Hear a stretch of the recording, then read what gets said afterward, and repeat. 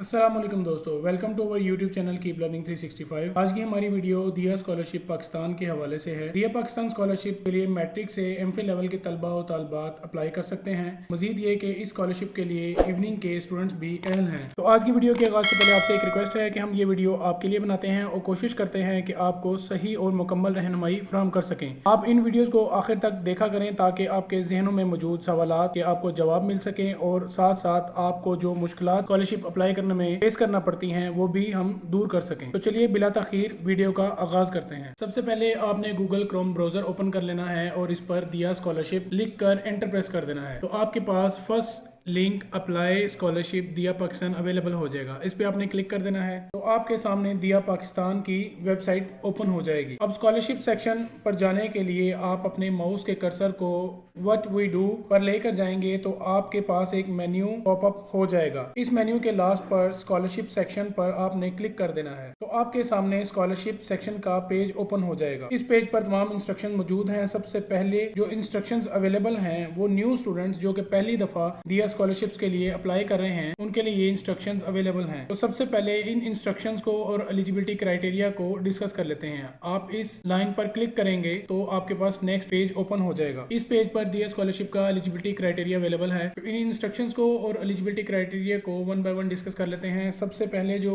लिखा हुआ है इस पे ये है कि सिर्फ बैचलर और मास्टर लेवल के तलबा और तालिबात ऑनलाइन वेब एप्लीकेशन के जरिए अप्लाई कर सकते हैं। नेक्स्ट, ऐसे स्टूडेंट्स जिन्होंने ग्रेजुएशन के बाद एमफिल में दाखिला लिया है सिर्फ इस स्कॉलरशिप के लिए वही स्टूडेंट्स अप्लाई कर सकते हैं। इसके अलावा कोई एमफिल और पीएचडी का स्टूडेंट अप्लाई नहीं कर सकता। थर्ड वन है मैट्रिक और इंटर के स्टूडेंट्स इस ऑनलाइन वेब एप्लीकेशन के जरिए अप्लाई नहीं करेंगे। मैट्रिक और इंटर लेवल के स्टूडेंट्स अपने स्कूल के जरिए अपनी एप्लीकेशन जो है वो दिया पाकिस्तान को सबमिट करेंगे और इन स्कूल में सिर्फ गवर्नमेंट इंस्टीट्यूशन उनके लिए ये स्कॉलरशिप अवेलेबल है। फिफ्थ वन है कि ऐसे स्टूडेंट जो कि 25,000 रुपया किसी भी ऑर्गेनाइजेशन या किसी और जरिए से स्कॉलरशिप ले रहे हैं तो वो दिया स्कॉलरशिप के लिए एलिजिबल नहीं है। नेक्स्ट पॉइंट है कि student must secure 60% mark. Students ने हर लेवल में 60% नंबर हासिल किए हों। नेक्स्ट लाइन ऐसे स्टूडेंट्स के लिए है जो कि फर्स्ट टाइम अप्लाई कर रहे हैं। उन्होंने ऑनलाइन एप्लीकेशन फॉर्म इनका फिल करना है और तमाम डॉक्यूमेंट्स स्कैन करके उसके साथ अटैच करने हैं। फिर नेक्स्ट इंस्ट्रक्शन है एप्लीकेशन के रिव्यू के लिए 30 to 40 डेज दिया पाकिस्तान को रिक्वायर्ड होंगे और आप अपनी एप्लीकेशन का स्टेटस जो है इनकी वेबसाइट से चेक कर सकते हैं।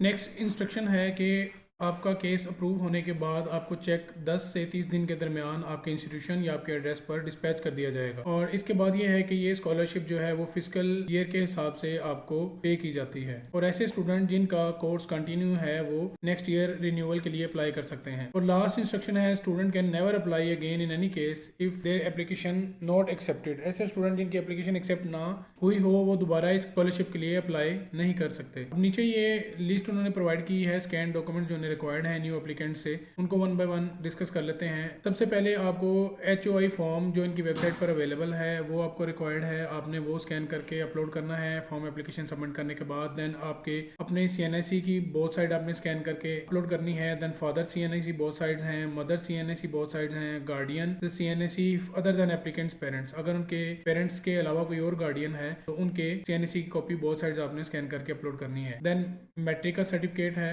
Family registration certificate from NADRA ये आपको रिक्वायर्ड है। इंटरमीडिएट का सर्टिफिकेट रिक्वायर्ड है। Bachelors degree if applicant is in master level, अगर मास्टर लेवल की बेस पे स्कॉलरशिप के लिए अप्लाई कर रहा है तो आपको बैचलर की डिग्री भी स्कैन रिक्वायर्ड है। देन अगर आप हाफिज कुरान हैं तो आपको हिफ्ज का सर्टिफिकेट आपने प्रोवाइड करना है, उसके 5 मार्क्स आपको एक्स्ट्रा मिलेंगे। अगर आप खुदा न खास्ता डिसेबल हैं तो आपने डिसेबिलिटी सर्टिफिकेट भी प्रोवाइड करना है प्रूफ के तौर पर। और नेक्स्ट इंस्ट्रक्शन है आल यूनिवर्सिटी सेमेस्टर, अगर आप यूनिवर्सिटी के सेकंड सेमेस्टर या सो ऑन थर्ड फोर्थ के स्टूडेंट हैं तो आपने अपने प्रीवियस सेमेस्टर्स के रिजल्ट कार्ड प्रोवाइड करने हैं। जो आपने फीस डिपॉजिट करवाई है उसकी रिसीट या बैंक चलान आपने प्रोवाइड करना है। नेक्स्ट है कि इनकम के प्रूफ के तौर पर आपने सैलरी स्लिप प्रोवाइड करनी है और पेंशन के डॉक्यूमेंट्स आपने प्रोवाइड करने हैं showing name of pensioner and amount etcetera. और ऐसे स्टूडेंट्स जिनके फादर और गार्डियन नॉन सैलरीड पर्सन है उन्होंने एनरोलमेंट सर्टिफिकेट प्रोवाइड करना है अपने तमाम ब्रदर और सिस्टर्स का जो कि अभी पढ़ रहे हैं। ये फॉर्म भी आप इनकी वेबसाइट से डाउनलोड कर सकते हैं। और सेकंड लास्ट है कि आपने इलेक्ट्रिसिटी बिल भी प्रोवाइड करना है और कॉलेज कार्ड, अपने कॉलेज कार्ड की स्कैन कॉपी भी प्रोवाइड करनी है। लास्ट पे इन्होंने इंस्ट्रक्शन दी है कि scan documents must be readable clearly और scan must be taken in colour format from original documents. आपने अपने ओरिजिनल डॉक्यूमेंट से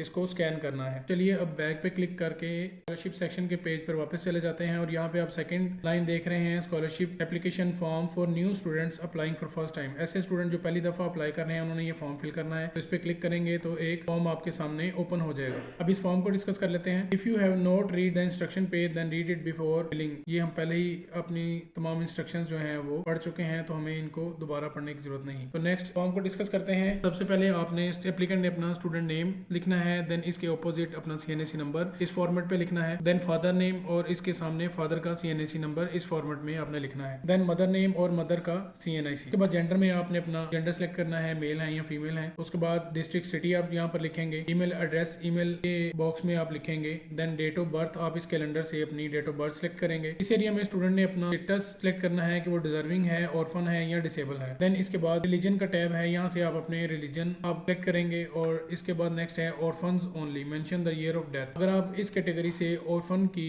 ऑप्शन को चूज करते हैं तो यहाँ पर आपने अपने फादर की डेथ की डेट जो है वो लिखनी है। देन आप अपने फोन नंबर प्रोवाइड करेंगे और अगर आप हिफ्ज़े कुरान हैं तो यस पे क्लिक करेंगे, वरना नो पे क्लिक कर देंगे। इसके बिल्कुल ऑपोजिट आपने अपना पोस्टल एड्रेस प्रोवाइड करना है, देन फैमिली का एड्रेस है और परमानेंट एड्रेस है। नेक्स्ट जो क्वेश्चन है, are you in eligible for ज़कात, ज़कात के हवाले से है कि आप क्या ज़कात लेने के अहल हैं या नहीं। यहाँ पर आपने चेक करना है नो या यस में से किसी एक ऑप्शन को। देन नेचर ऑफ, अगर आपने यहाँ ऊपर एप्लीकेंट स्टेटस में डिसेबल को सेलेक्ट किया है तो आपने नेचर ऑफ डिसेबिलिटी यहाँ पर मेंशन करनी है। अब इस एरिया में आपने अपने गार्डियन की डिटेल प्रोवाइड करनी है। अगर आपके फादर और मदर लाइव हैं और या कोई और पर्सन आपके एक्सपेंसेस बेयर कर रहा है तो उनकी डिटेल्स आपने प्रोवाइड करनी है। तो यहाँ पर आपने गार्डियन नेम प्रोवाइड करना है, फादर मदर या कोई और गार्डियन है तो उसका नाम लिखना है, देन उसका CNAC इस फॉर्मेट में, देन रिलेशनशिप के आपका उनसे ताल्लुक क्या है कि वो आपके फादर हैं, मदर हैं, ब्रदर हैं, अंकल हैं या कोई और शख्स है जो आपका गार्डियन है। देन उनका फोन नंबर आपने गार्डियन का प्रोवाइड करना है, उनकी इनकम टाइप के वो गवर्नमेंट एम्प्लॉय हैं, सेमी गवर्नमेंट हैं, प्राइवेट हैं, नॉन सैलरीड हैं या पेंशनर हैं। इसके बाद आपने गार्डियन की टोटल इनकम यहाँ पर लिखनी है from all sources. Then next tab है गार्डियन ऑक्यूपेशन कि वो क्या करते हैं। इसके बाद नेक्स्ट टैब है गार्डियंस ऑर्गेनाइजेशन, उनकी ऑर्गेनाइजेशन का नाम लिखना है और नेक्स्ट है गार्डियन डेजिग्नेशन ऑब्लिक जॉब, ये उनकी डेजिग्नेशन क्या है या वो क्या काम करते हैं वो यहाँ पर आप लिखेंगे। Next area current course detail, कि आप जो कोर्स पढ़ रहे हैं आपने उसकी डिटेल्स प्रोवाइड करनी है। सबसे पहले आपने यूनिवर्सिटी यहाँ से चूज करनी है जिस यूनिवर्सिटी के आप स्टूडेंट हैं। इसके बाद आपने name of institution where you are studying वो आपने यहाँ पर लिखना है, डिग्री का नाम लिखना है। अगर उस डिग्री का नाम इस टैब में अवेलेबल नहीं है तो आप यहाँ पर इसको क्लैरिफाई भी कर सकते हैं, कोर्स का नाम और डिग्री लिख भी सकते हैं। फिर आपने यहाँ से इस कैलेंडर से अपनी डिग्री जिस डेट को स्टार्ट हुई है वो डेट सेलेक्ट करनी है और इसके बिल्कुल ऑपोजिट टैब में जब आपकी डिग्री कंप्लीट होगी उसकी एक्सपेक्टेड डेट चूज कर लेनी है। नेक्स्ट टैब में आपने अपना रजिस्ट्रेशन नंबर प्रोवाइड करना है और इसके ऑपोजिट टैब में करंट सेमेस्टर ऑब्लिक ईयर है, तो यहाँ से आप अपना सेमेस्टर, अगर आप सेमेस्टर सिस्टम में पढ़ रहे हैं तो अपना सेमेस्टर चूज करेंगे, अगर आप ईयर सिस्टम में पढ़ रहे हैं, एनुअल सिस्टम में पढ़ रहे हैं तो आपने अपना ईयर चूज करना है। देन मोड ऑफ एडमिशन में आपने ओपन मेरिट पे आपने एडमिशन लिया है, सेल्फ सस्टेंस पे या रिजर्व सीट पे, तो आप इनमें से कोई एक ऑप्शन जो है वो चूज करेंगे। इसके बिल्कुल ऑपोजिट अगर आप फ्रेश स्टूडेंट हैं तो आप ये टैब ब्लैंक छोड़ देंगे, लेकिन अगर आप फर्स्ट सेमेस्टर पास आउट कर चुके हैं तो यहाँ पर आपने फर्स्ट सेमेस्टर का GPA प्रोवाइड करना है। इसी तरह अगर आप थर्ड सेमेस्टर के स्टूडेंट हैं तो आपने फर्स्ट और सेकंड सेमेस्टर का GPA प्रोवाइड करना है। इसी तरह सो ऑन आपने अगर जिस अपने सेमेस्टर के हिसाब से आपने अपना जो है वो एरिया ये वाला फिल करना है। इसके बाद नेक्स्ट आपका प्रीवियस एकेडमिक रिकॉर्ड के बारे में उन्होंने इन्फॉर्मेशन आपसे मांगी है। तो सबसे पहले आपने अपना मैट्रिक का कंप्लीशन ईयर जो है वो यहाँ पर लिखना है कि किस साल में आपने मैट्रिक किया। इसके बिल्कुल ऑपोजिट टैब में आपने जिस इंस्टीट्यूशन से आपने मैट्रिक किया है उसका नाम, हर टैब में आपने कितनी परसेंटेज के जरिए अपना मैट्रिक पास किया है वो लिखना है। टाइप ऑफ इंस्टीट्यूशन में क्या प्राइवेट इंस्टीट्यूशन में पढ़ते रहे हैं या गवर्नमेंट था वो चूज करना है। देन आपके ईयरली एक्सपेंसेस आप इस एरिया में लिखेंगे और इसके ऑपोजिट स्कॉलरशिप या रिमिशन या आपको कोई फीस माफी थी तो वो आपको पर ईयर कितनी थी उसकी आपने वैल्यू अमाउंट यानी कि यहाँ पे लिख देनी है। बिल्कुल इसी तरह आपने इंटरमीडिएट का पोर्शन भी फिल आउट करना है, सेम मैट्रिक की तरह सेम चीजें जो ऊपर आपने फिल की हैं उसी तरह नीचे भी आपने इंटरमीडिएट के हवाले से फिल करनी है। और अगर आप मास्टर लेवल पे स्कॉलरशिप अप्लाई कर रहे हैं तो यहाँ पर आप बैचलर का डाटा भी फिल करेंगे। नेक्स्ट इन्फॉर्मेशन जो रिक्वायर्ड है वो एजुकेशन एक्सपेंसेस के मुतालिक है। करंट एक्सपेंसेस ऑन एजुकेशन, यहाँ पर आप अपनी ट्यूशन फीस डालनी है ईयरली और इसके बिल्कुल ऑपोजिट अपने हॉस्टल के एक्सपेंसेस ईयरली डालने हैं और नीचे नेक्स्ट टैब में आपने ईयरली मेस के एक्सपेंसेस लिखने हैं और इसके ऑपोजिट आपने टोटल एक्सपेंडिचर अपने लिख देने हैं। नेक्स्ट आपसे जो डिटेल रिक्वायर्ड है वो अगर आप किसी और ऑर्गेनाइजेशन से कोई स्कॉलरशिप ले रहे हैं तो उसकी डिटेल प्रोवाइड करनी है, टोटल अमाउंट आपने इस एरिया में लिखनी है, इसके ऑपोजिट आप किस डोनर एजेंसी या ऑर्गेनाइजेशन से वो स्कॉलरशिप ले रहे हैं वो लिखनी है, और टाइप ऑफ स्कॉलरशिप में आपने बताना है कि वन टाइम आपको मिली है, मंथली मिल रही है या ईयरली मिल रही है, यहाँ से आपने कोई एक चूज करनी है। इसी तरह एक्सपेंसेस में फर्दर उन्होंने आपके इलेक्ट्रिसिटी बिल के बारे में पूछा है। कंज्यूमर नंबर आपके इलेक्ट्रिसिटी बिल के ऊपर प्रोवाइड होता है, वो यहाँ पे आपने लिखना है। इलेक्ट्रिसिटी कंपनी आपने चूज करनी है, लेस्को, एस्को, पेस्को, इनमें से जो जिस कंपनी से आप बिलोंग करते हैं वो आपने चूज करनी है। Then consumer name on bill, जो बिल के ऊपर कंज्यूमर का नाम है वो यहाँ पे आप लिखेंगे। कंज्यूमर के साथ आपका ताल्लुक क्या है वो इस एरिया में से आप चूज करेंगे। अगर आपका बिल नहीं है तो यहाँ पे रीजन लिखेंगे कि आपका बिल क्यों नहीं है। इसके बाद average of units from April to September, अप्रैल से सितंबर तक के माह के बिल्स के आपने यूनिट सम करके इनको इन मंथ्स पर डिवाइड कर देना है। यानी कि आपने अप्रैल से सितंबर तक 6 मंथ्स के यूनिट्स को सम करके 6 पे डिवाइड करेंगे तो आपके पास एवरेज यूनिट्स आ जाएंगे, वो आपने यहाँ पे लिख देने हैं। इसके बाद फैमिली एसेट्स के हवाले से आपने बताना है, अगर आपके पास कोई कार, बाइक, रिक्शा या कोई पिकअप वगैरह अवेलेबल है तो आपने इसमें से चूज करनी है, अगर नहीं है तो आपने नील को चूज कर लेना है। अगर आपके पास कोई कार या बाइक वगैरह अवेलेबल है तो आप इसके सामने इसका मॉडल और इसकी मेकिंग मीन्स कि वो किस कंपनी की है वो लिखेंगे। इस प्रॉपर्टी का, अगर आपकी अपनी प्रॉपर्टी है, फैमिली का अपना हाउस है, तो वो आपने यहाँ पर लिखना है कितने मरले का है, क्या लोकेशन है उसकी, और उसकी अप्रॉक्सीमेटली मार्केट वैल्यू कितनी है वो लिखनी है। फिर प्रॉपर्टी की सूरत में अगर आपके पास कोई शॉप वगैरह भी अवेलेबल है तो वो उसकी आपने डाटा प्रोवाइड करना है। नेक्स्ट आपके पास है प्रॉपर्टी टाइप लैंड, अगर आपके पास या कोई रेजिडेंशियल प्लॉट है तो उसका डाटा आपने इन टैब्स में प्रोवाइड करना है। नेक्स्ट है total number of brother and sisters siblings, कि आपके जो बहन भाई हैं उनका आपने यहाँ पे नंबर प्रोवाइड करने हैं कि आपके कितने ब्रदर एंड सिस्टर्स हैं। नेक्स्ट आपने सिबलिंग 1, उसका डाटा, अगर आपका कोई ब्रदर सिस्टर हैं तो उनका डाटा आपने प्रोवाइड कर देना है। सिबलिंग 1 में है उनका नाम आएगा, देन टाइप उनकी आएगी कि वो स्टडी कर रहे हैं, अनएम्प्लॉयड हैं या कोई जॉब कर रहे हैं, या सेल्फ एम्प्लॉयड हैं, या सिर्फ घर पर रहते हैं, तो इनमें से कोई एक ऑप्शन आपने चूज करनी है। अगर वो स्टडी कर रहे हैं तो आपने यहाँ पे क्लास लिखनी है कि किस क्लास में वो पढ़ रहे हैं, उनकी एज कितनी है, नेम ऑफ इंस्टीट्यूशन, वो किस इंस्टीट्यूशन में पढ़ रहे हैं, और उनकी ईयरली एक्सपेंसिस स्टडी के कितने हैं वो यहाँ पे लिख देने हैं। इसी तरह आप जितने सिबलिंग्स आप लिखेंगे, आपके बहन भाई हैं, उन सब का आपने डाटा 1 बाय 1 अलग-अलग ये आपने यहाँ पर फिल करना है। इसके बाद नेक्स्ट टैब है loan taken by your family. अगर आपके घर वालों ने कोई लोन लिया हुआ है तो वो उसकी डिटेल्स आपने प्रोवाइड करनी है, और अगर किसी बैंक या एजेंसी से लिया हुआ है तो उसकी डीड भी आपने प्रोवाइड करनी है। लोन में लोन गिवन बाय, किसने वो लोन दिया है, आपके साथ उसका ताल्लुक क्या है, देन उसका कॉन्टैक्ट नंबर और किस पर्पज के लिए आपने लोन लिया था वो लिखना है, और बैलेंस उसका कितना रहता है वो यहाँ पे आपने लिखना है। अगर कोई और इन्फॉर्मेशन जो फॉर्म में आपसे उन्होंने नहीं पूछी और आप समझते हैं कि आप वो प्रोवाइड करना चाहते हैं तो इस एरिया में वो आप लिख सकते हैं। फॉर्म फिल करने के बाद आप इसको केयरफुली एक दफ़ा चेक कर लें, और चेक करने के बाद अप्लाई पे क्लिक करेंगे तो आपका फॉर्म सबमिट हो जाएगा। फॉर्म सबमिट करने के बाद आप बैक स्कॉलरशिप सेक्शन पेज पे चले जाएंगे, और यहाँ पर आप अपने upload scan documents for new scholarship, जो डॉक्यूमेंट्स उन्होंने आपको इंस्ट्रक्शंस वाले पेज पर बताए थे वो यहाँ पर आपने अपलोड करने हैं। तो इस लिंक पर क्लिक करेंगे तो आपके पास ये पेज ओपन हो जाएगा। यहाँ पर बताया हुआ है कि आपका हर डॉक्यूमेंट 1 MB साइज का होना चाहिए और इमेज फॉर्मेट में होना चाहिए। और ऐसे स्टूडेंट जो पहले ये स्कॉलरशिप ले रहे हैं और अपनी रिन्यूअल के लिए अप्लाई करना चाहते हैं, उन्होंने सिर्फ head of institution attestation form जो है वो प्रोवाइड करना है, और साथ में अपनी करंट रिजल्ट, ट्रांसक्रिप्ट और करंट फीस की रिसीट प्रोवाइड करनी है। तो सबसे पहले आपको बता देते हैं कि HOE form, head of institution attestation form आप कहां से डाउनलोड कर सकते हैं। इसके लिए आप स्कॉलरशिप सेक्शन के पेज पर जाएंगे तो वहां पर डाउनलोड का लिंक अवेलेबल है, इस पे क्लिक करेंगे तो आपके पास फर्स्ट जो है click here to download head of institution attestation form 2021-22, इस पर आप क्लिक करेंगे तो एक फॉर्म आपके सामने ओपन हो जाएगा। इसको आप डाउनलोड करके प्रिंट निकाल कर फिल करने के बाद आप अपने हेड ऑफ इंस्टीट्यूशन से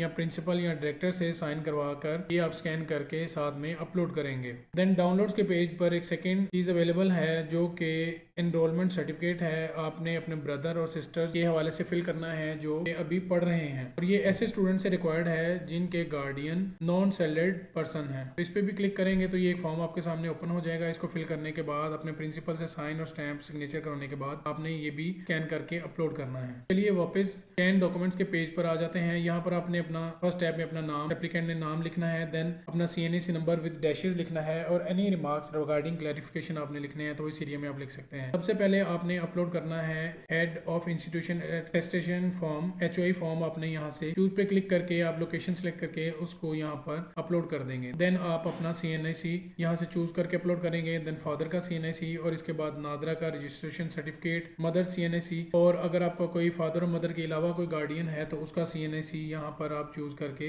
अपलोड करेंगे। देन सैलरी स्लिप आपने यहाँ पर चूज करके फाइल को अपलोड करना है। अगर आपके गार्डियन पेंशनर हैं तो आपने उनके पेंशन के डॉक्यूमेंट जो हैं वो इस एरिया में अपलोड करने हैं। देन आपने मैट्रिक का ट्रांसक्रिप्ट अपलोड करना है, इसके बाद इंटरमीडिएट का ट्रांसक्रिप्ट अपलोड करना है, और अगर आप मास्टर लेवल की बेस पर स्कॉलरशिप अप्लाई कर रहे हैं तो आपने बैचलर का ट्रांसक्रिप्ट अपलोड करना है। इसी तरह जैसा कि हम आपको पहले बता चुके हैं कि अगर आप 3rd एंड 4th सेमेस्टर के स्टूडेंट हैं तो आपने अपने प्रीवियस सेमेस्टर्स के रिजल्ट यहाँ पर अपलोड करने हैं। फर्स्ट सेमेस्टर का इस एरिया में, सेकंड का इस तरह और इसी तरह सो ऑन। इसके बाद लेटेस्ट फी रिसीट, जो आपने फीस डिपॉजिट करवाई है यूनिवर्सिटी की, वो आपने इस एरिया में उसको स्कैन करके अपलोड करना है। देन इलेक्ट्रिसिटी बिल आपने अपना स्कैन करके अपलोड करना है। अगर आप हाफिज कुरान हैं तो वो उसकी स्कैन डॉक्यूमेंट आपने हाफिज कुरान के एरिया में अपलोड करना है। Enrolment certificate of first brother and sister, इसी तरह आपने ब्रदर एंड सिस्टर के जो एनरोलमेंट सर्टिफिकेट्स हैं जो हम डाउनलोड में आपको पहले बता चुके हैं, वो आपने इन एरियाज में अपने ब्रदर एंड सिस्टर्स के अलग-अलग अपलोड करने हैं। सेल्फ कॉलेज कार्ड आपने फ्रंट साइड और बैक साइड नीचे वाले टैब में आपने अपलोड करने के बाद, ये तमाम डॉक्यूमेंट्स अपलोड करने के बाद आपने सबमिट के बटन पे क्लिक कर देना है। तो आपकी एप्लीकेशन भी सबमिट हो चुकी है और अब आपके स्कैन डॉक्यूमेंट्स भी जो हैं वो सबमिट हो चुके हैं। अब वापस स्कॉलरशिप सेक्शन पेज पे चले जाते हैं तो यहाँ पर process to apply for scholarship renewal, जो स्टूडेंट्स पहले ये स्कॉलरशिप ले रहे हैं उनके हवाले से इंस्ट्रक्शंस दी हुई हैं, ये आप रीड कर लीजिएगा। इसी तरह अब इसके नीचे है कि check status of your case. Apply करने के बाद आप अपना केस जो है वो यहाँ से चेक कर सकते हैं अपने CNIC नंबर पर डैशेस प्रोवाइड करने के बाद। तो होपफुली आपको हमारी आज की वीडियो पसंद आई होगी। अगर हमारी वीडियो पसंद आई तो चैनल को सब्सक्राइब करें, वीडियो को ज़्यादा से ज़्यादा लाइक और शेयर करें और कमेंट सेक्शन में अपनी राय का इजहार ज़रूर कीजिएगा।